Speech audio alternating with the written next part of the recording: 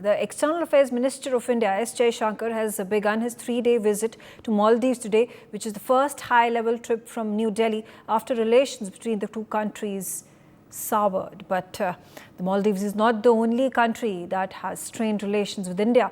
Located to our north is China and Pakistan, who remain hostile to India. May it be China's taking claims to Arunachal Pradesh and Ladakh, or be it Pakistan, which has been consistently accused of sponsoring terror proxies in India. Now, on one side, Bangladesh, which has recently gone through a terrible political upheaval following protests that had heavily spun out of control. There is, on the other side, the Maldives conundrum, whose president Muizu, who while campaigning for his elections was spotted wearing T-shirts saying India out.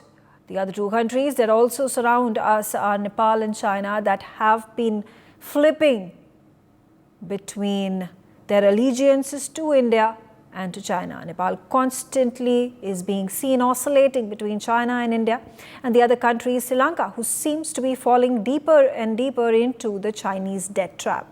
The question emerges is, how should the current situation be tackled by India? It is an unpleasant, difficult situation to be in South Asia, where we are surrounded with countries that have internal domestic conflicts. They are not stable, or there are countries who at this point of time have been dilly-dallying and flip-flopping upon allegiances and support to India and to China. So who do we trust? How do we navigate this?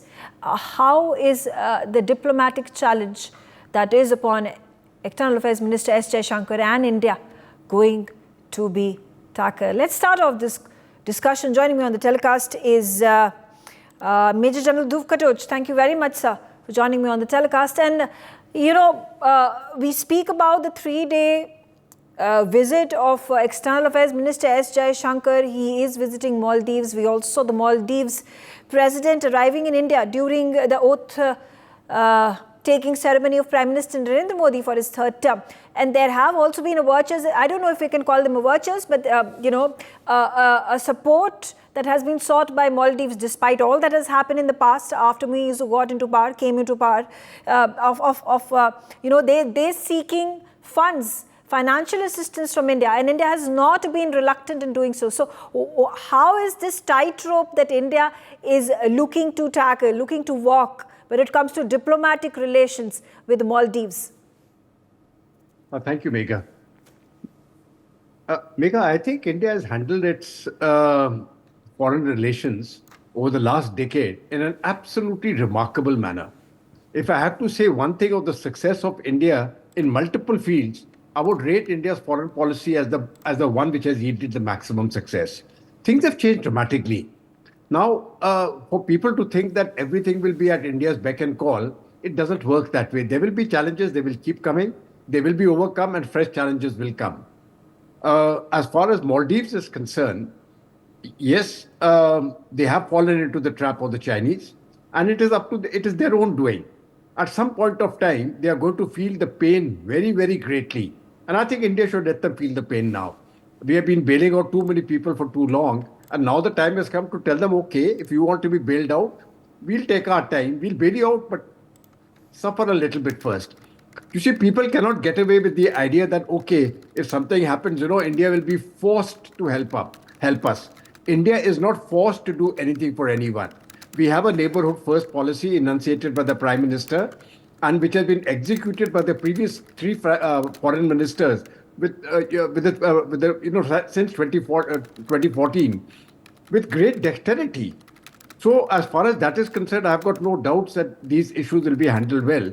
But I think the time has now come to tell our neighbors, we will help you. We are always there to help you. But there has to be an element of reciprocity in our relationship. Without that, there will be consequences for the others to bear.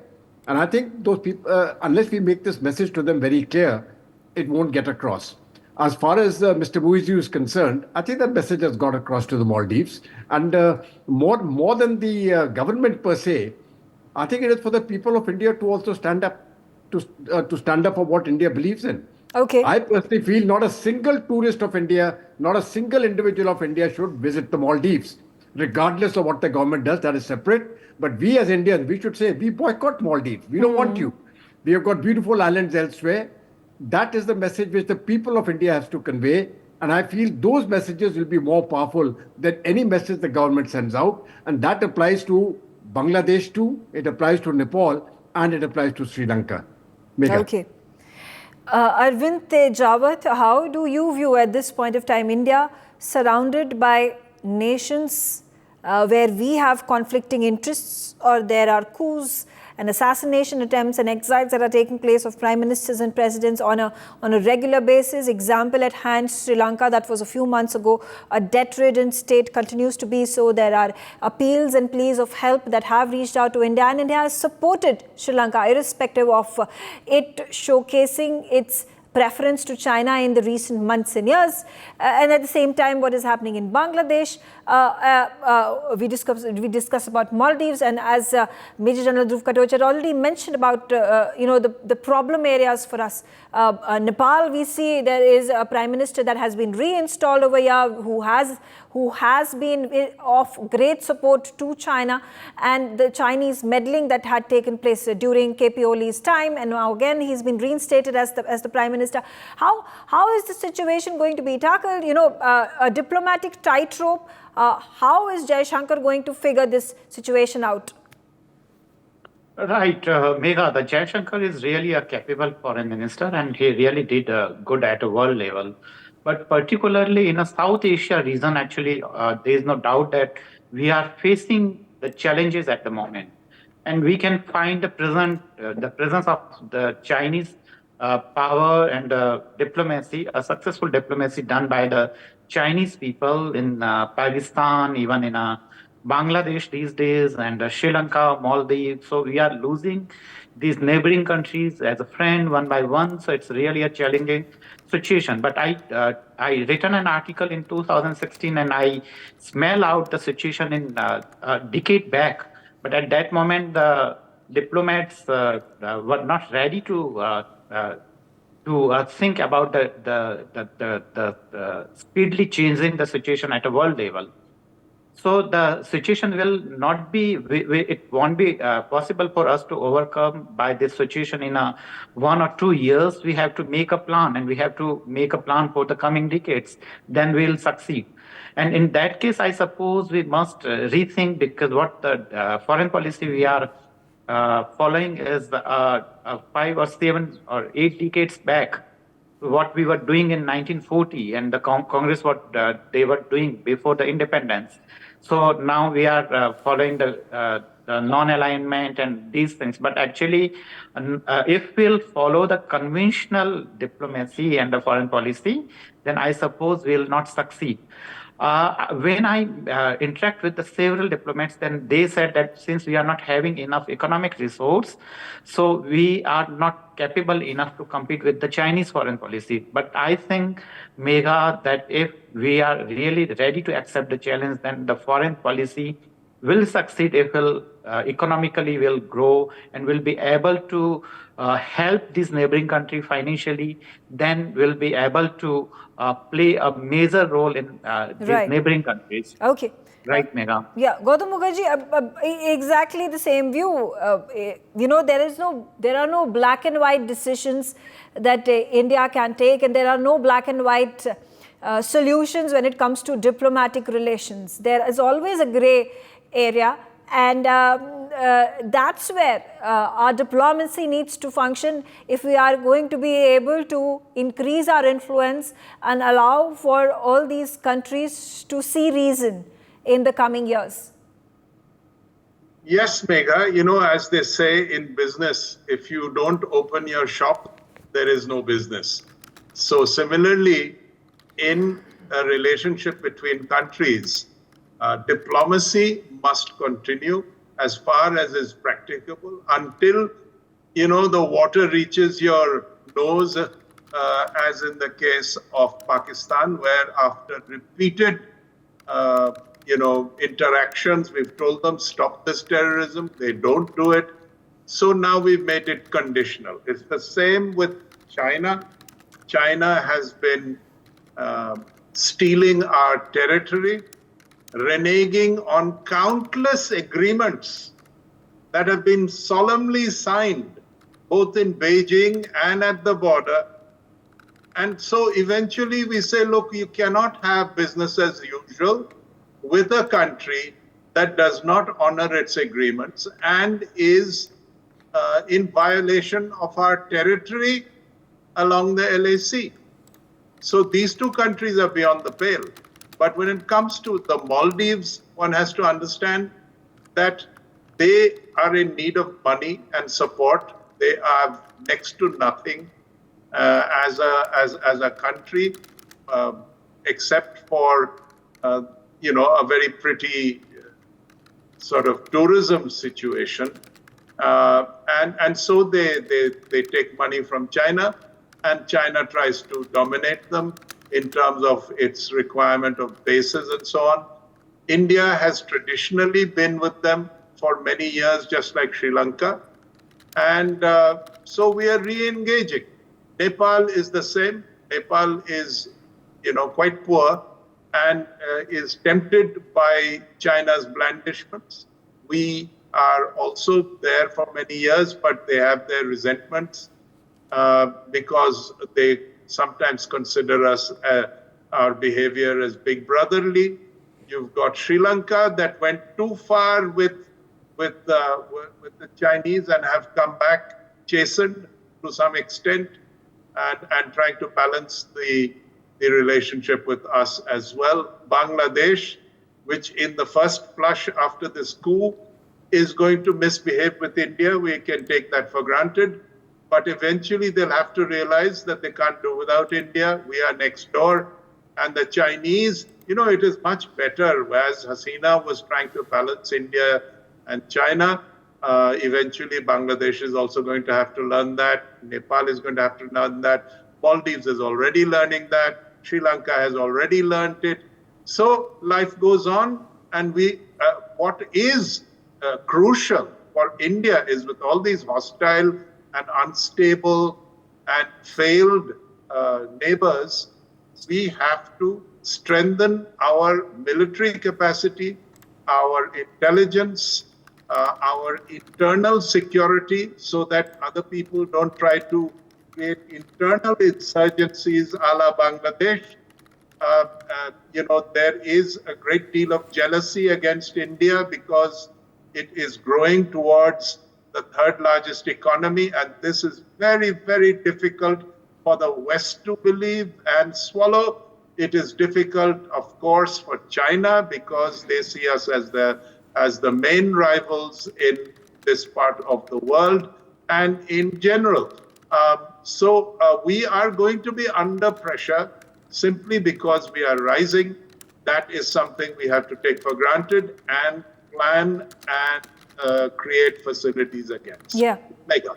Surindal Ali, very important point mentioned by Gautam Mukherjee. He's like, if you have unstable economies in countries who are surrounding us along the borders, it becomes a security threat for the country. As we are witnessing right now along the Indo-Bangladesh border, our BSF at this point in time has sealed the border, becomes extremely difficult. Something similar was witnessed with Myanmar as well. Pakistan continues to be a difficult situation to handle over here. So how do we ensure our security, and how do we ensure that these nations are not going to fall prey to the common enemy and a bigger, larger threat to India, which is China, who will then take advantage of the situation and train its guns on India, or not just Arunachal and Ladakh on the eastern or the northern border, not just via the CPEC on the western border with Pakistan, but also along other sides on the eastern border with Bangladesh, or again the northern border, northwestern border in Nepal. Thank you, Megha. While I largely agree with all the distinguished panelists who have shared before me, but somewhere I feel, despite being a big fan of our nimble and deft foreign minister, I feel there is some more scope of work in South Asia. And why do I say that? I mean, if we want to be the next superpower, and if we want to be known, as a large global a country with much more influence, then we have to first start at home. And things in South Asia don't look good to me. I mean, out of the 9 South Asian countries, 4 of them are Muslim majorities. Afghanistan, we do have, a decent relationship, but we still not recognize Taliban. Pakistan, obviously, Maldives and Bangladesh, and not to mention we have our own population of over 22 crore Muslims. So I feel that there needs to be more work done, especially in South Asia. I don't know, maybe it requires allocation of a specific minister of state for South Asia or a stronger border policy. Because please understand, Mega, for me, I don't look at Bangladesh as a neighbor with a very, huge border and, $8 billion that we've spent there. I think it's Cold War 2.0 being played on, because somewhere it's China and America. And, we being in the Indo-Pacific are somewhere in that tug of war where, America is constantly pressurizing us to become an ally, and we choose to become a strategic partner and not simply, sign on the dotted line. Obviously, and we should do that because of our requirements and our regional and our, energy requirements and our geopolitics in this part of the world. But I feel that given the situation that is in South Asia, especially Iran, that's going to be a focal boiling point for times to come. I don't think anything's going to settle down soon. And, Iran and the way Middle East is getting disturbed, so much of our remittances also come from, from the Gulf. So I feel somewhere, I'm definitely exceeding my pay grade and saying that I think somewhere we need to work more harder on our part of the world. Because, if we want to become the biggest economy, the second or the third, we can't be occupied in a proxy war and a Cold War between America and China with so many vulnerable borders, because we need to focus our energy and a lot of resources on making our economy bigger. Because every time, how China also uses, Pakistan as a part of their foreign policy, where, the best way to occupy India is keep those two borders hot, and obviously, we have to spread ourselves thin. So I see that, and this is where America and, the think tanks and the financial institutions and the George Soros and, Elon Musk had made a statement 3 days ago, that a civil war in UK is inevitable. So please look at the kind of interest these billion-dollar people have in trying to, meddle into the economic affairs of India, be it our election, or the way, China's been doing it in Canada. So there's a large proxy war being played out, and we are fortunate to have so many borders because, there is a lot of business that can be generated within South Asia. But yet there are a lot of vulnerable points, and we need to worry in terms of how to walk that thin line between, the American hegemony and now China trying to pull us down for, most obvious reasons. Okay. Major General Dhruv Katoch, now a situation as, specifically talking about Bangladesh, where there have been alluded that there is the CIA, there is the US State Department, whose involvement is in the bringing down and uninstalling the Sheikh Hasina government. There was involvement pre-elections, and it seems as if they've been able to get what they wanted after Sheikh Hasina in a coup has been removed and is in exile. How do we, on one side, be a strategic partner to the United States of America, and then on the other, say, witness threats that are being issued to our neighbor, where we have had a very cordial relationship with the Sheikh Hasina government, a state that has been doing well in the last 15 years. There has been transformative changes that have been brought in, and credit needs to be given to Sheikh Hasina. And there you have another state has been brought to its knees, the anarchy, and there you have an Islamist extremist government that is feared to be taking shape in the next fresh elections that take place. Mega, as far as great nations are concerned, they will be confronted with these challenges. India will be confronted. I've got no doubts with that. And that is exactly what we are dealing with. We don't expect to become the big boys, sitting on the high table and then presume that nobody will take a pot shot at us. The very fact that people are taking a pot shot at India means that India has arrived on the world stage. So we shouldn't get upset about it. We shouldn't try to be the good boys. Oh my God, Bangladesh doesn't like us or Sri Lanka doesn't like us. Well, that's their bad luck. I'm not here to be liked. If you want to work with me, work with me. If you don't want to work with me, well, we'll find other ways to do business. That is not the problem. I think this mindset of many of us, many of us Indians is, that we are India and we are the good boys and everybody should like us. Well, the world doesn't work that way. The world likes what you can do, and if you are strong, the world will follow you. I think that is the only message which we need to give. As far as Bangladesh is concerned, I think our immediate priority should be to pressurize the people in Bangladesh and their government, which has been installed, which incidentally is an illegal government. I would like to make that very clear.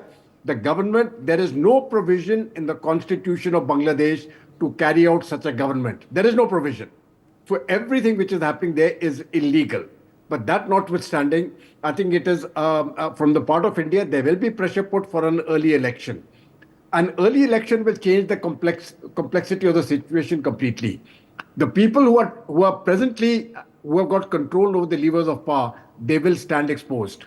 Mr. Yunus has now become the Prime Minister. He will stand exposed. He's already, on the microfinance, he's already, created such a nuisance amongst the people that he's well known for the frauds which he has committed, which extend to beyond 600 crores. Right. The Americans have given him great honor by giving him 2 awards.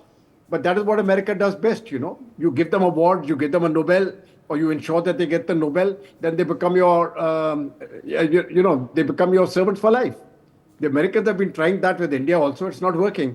That's the only difference.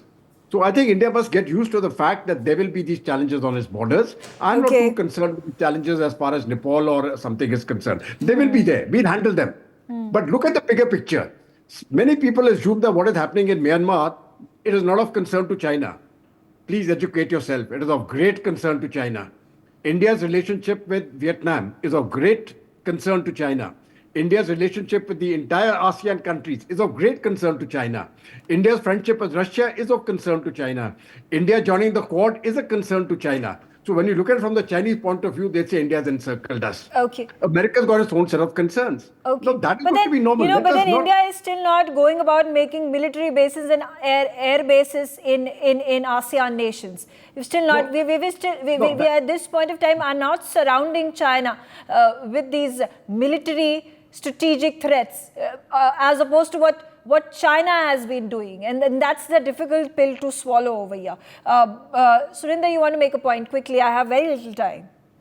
I just want to make a brief point that with a 4,000-kilometer porous border, I mean, if Bangladesh doesn't get its act right, it's a very porous border. And the way certain political parties pander to a certain community in vote bank politics, if things don't work out well in Bangladesh, the decibel levels in our parliament and the animated discussions could get really to the next level, and which I feel can even affect the policy making in the next elections because of how the polarized the country is and the way it's getting to be.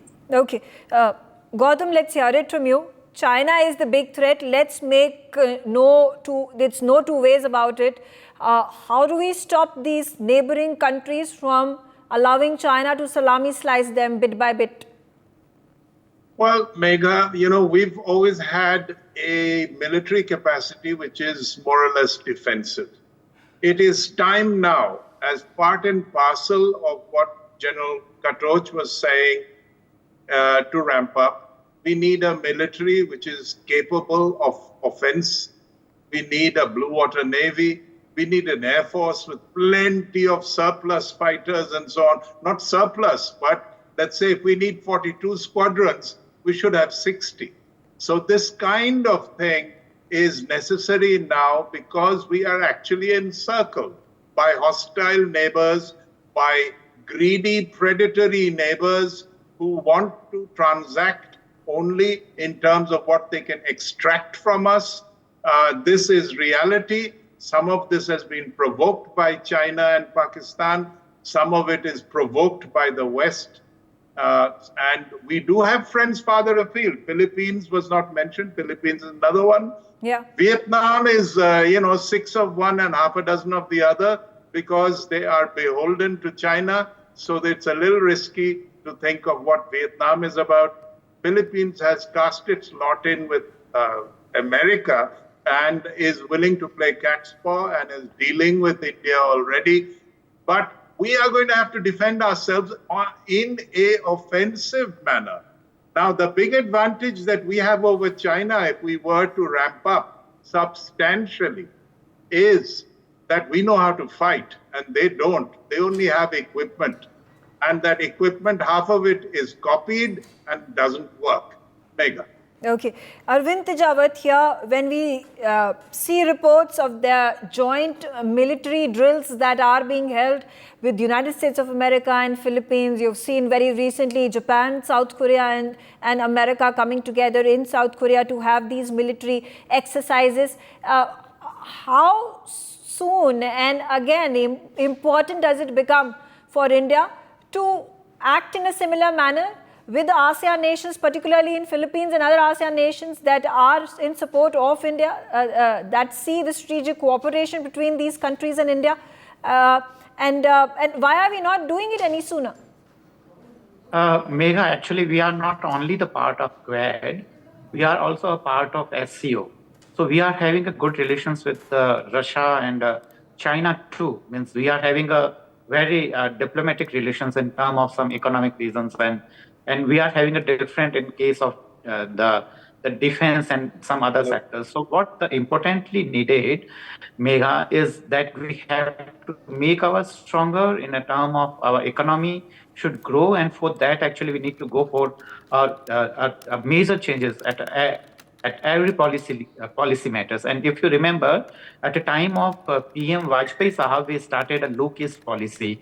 So we need to follow, and we need to make our presence in South China Sea, and we need to make a good bilateral relations with the Philippines, Vietnam, and many other the countries which are located in South China Sea. And we need to go for a good relations with Taiwan even, and Korea. And so we need to make effort at a larger level, and I suppose that the foreign minister is capable enough. The only thing is stopping us is our economy. So we need to go for a major change. That's important, Okay. Megha. For more such videos, subscribe to the NewsX YouTube channel, hit the bell icon.